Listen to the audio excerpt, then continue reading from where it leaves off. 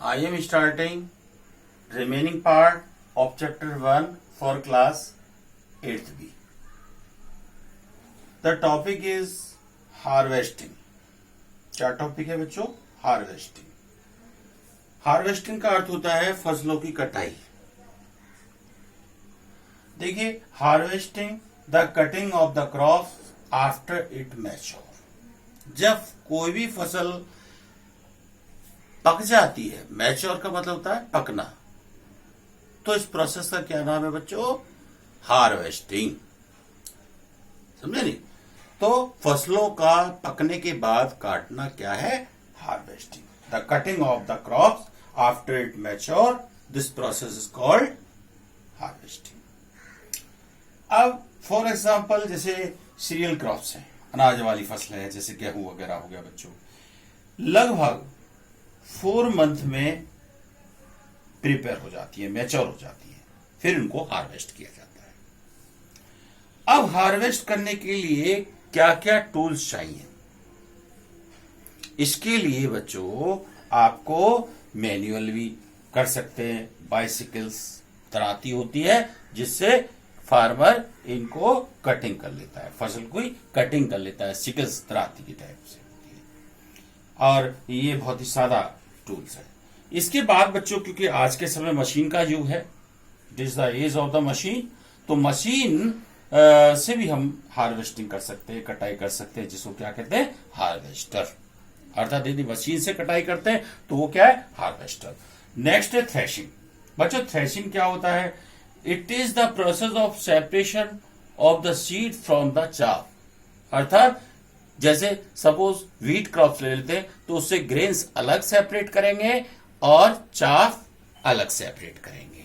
This process called threshing. बच्चों, ये एक मशीन के थ्रू होती है जिसका नाम है थ्रेशर. क्या कहते हैं इस मशीन का नाम?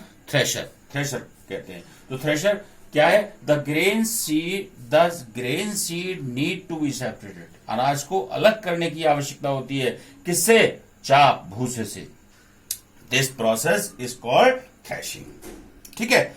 आज का समय बच्चों, क्योंकि साइंटिफिक यूज है, तो एक बड़ी मशीन जो बहुत बहुत बड़े बड़े इंस्टीट्यूट पर रखी जाती थी, जैसे पूसा इंस्टीट्यूट हो गया है आदि पर, तो ये केवल किसानों के पास अवेलेबल नहीं थी, बड़े इंस्टीट्यूट पर थी, बड़े बड़े संस्थानों में ये उपलब्ध थी.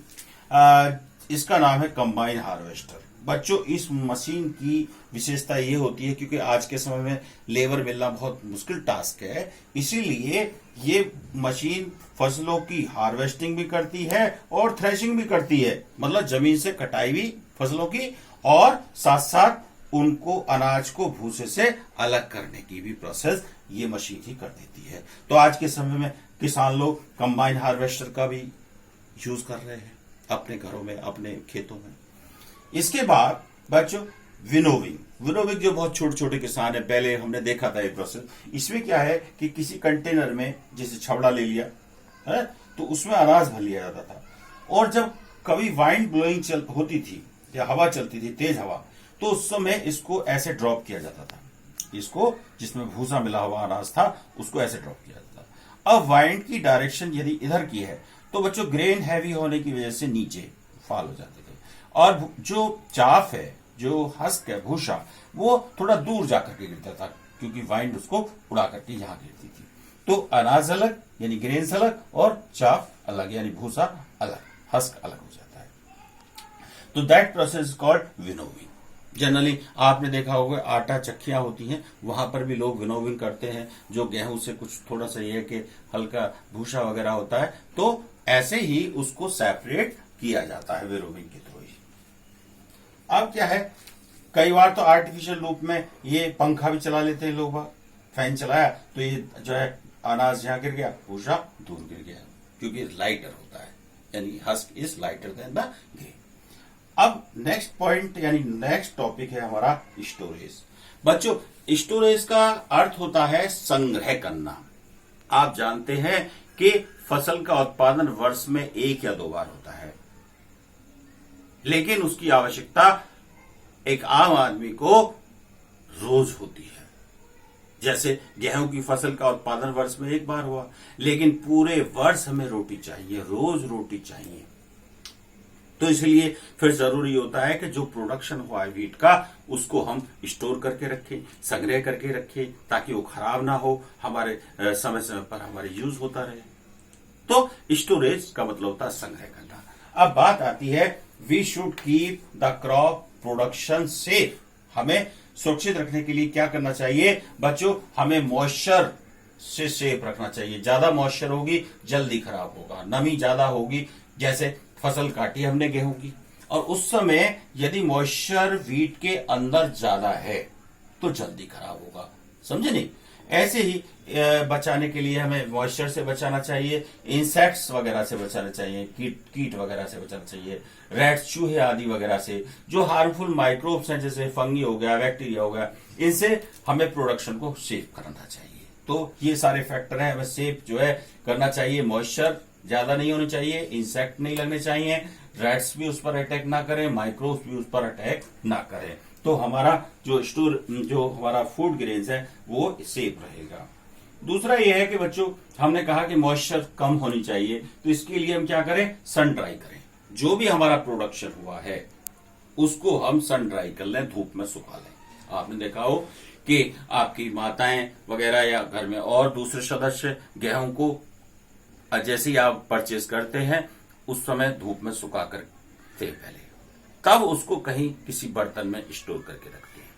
तो ये एक तरह से सन ड्राई भी जरूरी है। जितनी मॉइस्चर कम होगी उतना ही हमारा फूड जो है वो ज्यादा समय तक चलेगा, ड्यूरेबल रहेगा, और जितनी ज्यादा मॉइस्चर उतना ही जल्दी खराब होगा। जैसे एग्जाम्पल के तौर पर आलू और टमाटर ले लीजिए, you should take potato and tomato. आप देखते हैं कौन जल्दी खराब होता है, टमाटो, क्योंकि उनमें वाटर जो है ज्यादा है मुकाबले पोटैटो के। इसलिए वाटर कंटेंट जितना ज्यादा होगा फूड स्टफ हमारा इतना ही जल्दी वेस्ट होगा, डैमेज होगा। अब आगे क्या है बच्चों, स्टोरेज इन जूट बैग। हम अपने अनाज को किस में भर के रखते हैं, किस में स्टोर करते हैं, बैग में। जैसे आपने ये बोरियां नहीं देखी, इसमें अनाज को स्टोर करके रखा जा सकता है। दूसरा, यदि आप इसमें नहीं करते तो मेटेलिक बिन्स, अर्थात कोई मेटेलिक कंटेनर्स को बिन्स कहा जाता है, उसमें इसको स्टोर करके रखा जा सकता है बच्चों अनाज को। यदि आप एट द लार्ज स्केल पर, ये तो छोटे स्केल पर बैग वगैरह में रख लिया, मेटेलिक बिन्स में रख लिया, यदि बहुत बड़े स्तर पर कॉमर्शियल लेवल पर रखना है आपको अनाज सुरक्षित, तो साइलोस, ये गड्ढे होते हैं, या ग्रेनरीज में रख करके हम प्रोटेक्ट रख सकते हैं। और किससे सुरक्षा मिल जाएगी, पेस्ट जैसे कि चूहे वगैरह है, इंसेक्ट्स है, दूसरी चीजों से हमें एक तरह से फूड हमारा सुरक्षित हो जाएगा। यदि हम छोटे स्तर पर, ये तो बड़े स्तर पर की बात थी, छोटे स्तर पर रखते हैं तो सन ड्राई करें। दूसरा, उसमें ड्राइड नीम लीव्स रखें, यानी कि सूखी नीम की पत्तियां। नीम तो आपने देखा होगा एक वृक्ष है जिसका यदि लीफ का टेस्ट देखें तो बहुत बिटर होता है, तो ऐसी स्थिति में ड्राइड नीम लीफ भी आप यूटिलाइज कर सकते हैं टू प्रोटेक्ट योर प्रोडक्शन, समझे नहीं। अच्छा, दूसरा, for storing the large quantity of the grains. यदि आपको या कॉमर्शियल स्टेज पर आपको फूड ग्रेन प्रोटेक्ट करने हैं तो आपको गोडाउन में जाना होता है। जैसे आलू के गोडाउन है बच्चों, है, उसमें क्या है कि केमिकली उनको ट्रीट किया जाता है, रासायनिक रूप से भी उनको सुरक्षित रखा जाता है। दूसरा, वेरी लो टेम्परेचर वहां पर रखा जाता है बच्चों, जिससे आपके फूड जल्दी डैमेज नहीं होते व्यापारिक स्तर पर। For storing a large quantity of grain, यानी कि बहुत बड़ी मात्रा में ग्रेन को सुरक्षित रखने के लिए इन big godown special chemical treatment किए जाते हैं और required to protect them from the pest and the microbe. उनको पेस्ट से सुरक्षित रखने के लिए जैसे चूहे वगैरह है, और जो हार्मफुल आपके माइक्रोब्स जैसे फंगस हो गया बच्चों, बैक्टीरिया हो गया, इन्हें क्या कहते हैं, माइक्रोब्स। माइक्रो ऑर्गेनिज्म या माइक्रोब्स एक ही बात है बच्चों, ठीक है। तो ये रहा कि स्टोरेज करने के लिए हमारे बहुत सारे मेथड्स हैं, किन किन चीजों से हमें एक तरह से प्रोटेक्ट करना है अपने प्रोडक्शन को, ये मैंने इस टॉपिक में आपको समझाया बच्चों। Next topic is food from animal. बच्चों अभी तक हमने बात कही कि क्रॉप प्रोडक्शन जो है वो इसलिए करते हैं क्योंकि क्रॉप्स हमारे यूजेस में आती हैं, हमारे बहुत सारे आवश्यकताओं को फुलफिल करती हैं फूड के रूप में या दूसरे रूप में। तो बच्चों कुछ एनिमल्स भी होते हैं जो हमारे लिए यूजफुल होते हैं, जैसे कि डेयरी एनिमल्स हो गए जो हमें मिल्क प्रदान करते हैं, यानी कि डेयरी एनिमल जैसे आपकी काव, बफेलो, इनसे क्या मिलता है, विशेष रूप से हमें मिल्क प्राप्त होता है। ऐसी फिश से हमें मीट प्राप्त होता है, मछली जिसे फिशरी कल्चर बोलते हैं अर्थात मछली पालन कहा जाएगा इसको। तो वहां पर हम मछलियों का पालन करते हैं, जो आप फर्दर क्लासेस में जैसे 9th क्लास में स्टडी करेंगे अबाउट दैट, तो उनसे भी हमें एक तरह से मीट के रूप में प्रोडक्शन प्राप्त होता है जो हमारे फूड के रूप में यूटिलाइज होता है। फिर नेक्स्ट है बच्चों एग्स। आप देख रहे हैं कि पोल्ट्री प्रोडक्शन जिसको मुर्गी पालन के नाम से जाना जाता है, आपने देखा मुर्गियां देखी है, मीट की शॉप पर देखे होंगे, तो वो एक एग का प्रोडक्शन भी करती है। उनकी जो फीमेल है वो एग प्रोडक्शन करती है और जो मेल है वो क्या प्रोडक्शन करते हैं, मीट। समझे, इस तरह से हमारे फूड के काम में आते हैं। नेक्स्ट है आपको बताएं कि भाई और बहुत सारी चीजें से हनी, इंसेक्ट्स भी हमारे काम आते हैं। जैसे हम आप पहले ही चर्चा कर चुके हैं कि हनी बिहाइव से हम हनी प्राप्त करते हैं, अर्थात एक इंसेक्ट है उससे हमें एक तरह से हनी प्राप्त होता है जो नेक्टर को हनी में कन्वर्ट करता है। तो इसलिए हम सेरिकल्चर भी करते हैं, यानी कि मधुमक्खी पालन को बच्चों सेरिकल्चर कहा जाता है। अब बात आती है एनिमल हस्बेंड्री, पशु पालन। इसकी हिंदी में क्या मतलब है, पशु पालन। भाई मनुष्य जो है बुद्धिजीवी प्राणी तो है ही, इसलिए वो एक तरह से उन पशुओं को, जीवों का पालन पोषण करता है जो उसके यूटिलाइजेशन में आते हैं, उसके उपयोग में आते हैं। जैसे उनकी देखभाल करना, उनका रखरखाव करना। सो यदि इंग्लिश में बात करें, rearing and keeping and management of the animal is called animal husbandry। दोबारा सुनिए, rearing and keeping and management of the useful animal is called animal husbandry। पशुपालन कहा जाता है। तो ये मैंने लिखा है बच्चों, इसमें क्या क्या हमें केयर करना चाहिए, समझे। एक तो प्रॉपर केयर करनी चाहिए, देखभाल, बीमारी वगैरह ना लगे, सफाई रहे, क्लीनिंग पर्पज उनका अच्छी तरीके से। फिर तो प्रॉपर फूड, जैसा जरूरत है उनकी एक तरह से बैलेंस डाइट हमें उन्हें देना चाहिए। ऐसे भोजन जिनसे उनका स्वास्थ्य अच्छा रहे, उनका प्रोडक्शन अच्छा रहे, प्रॉपर फूड में आते हैं।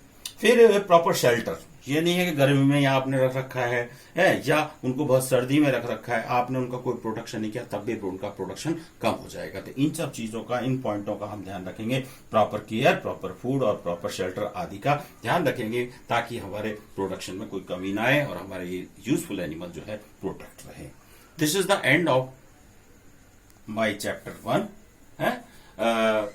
and next I will discuss the chapter 1's question answer।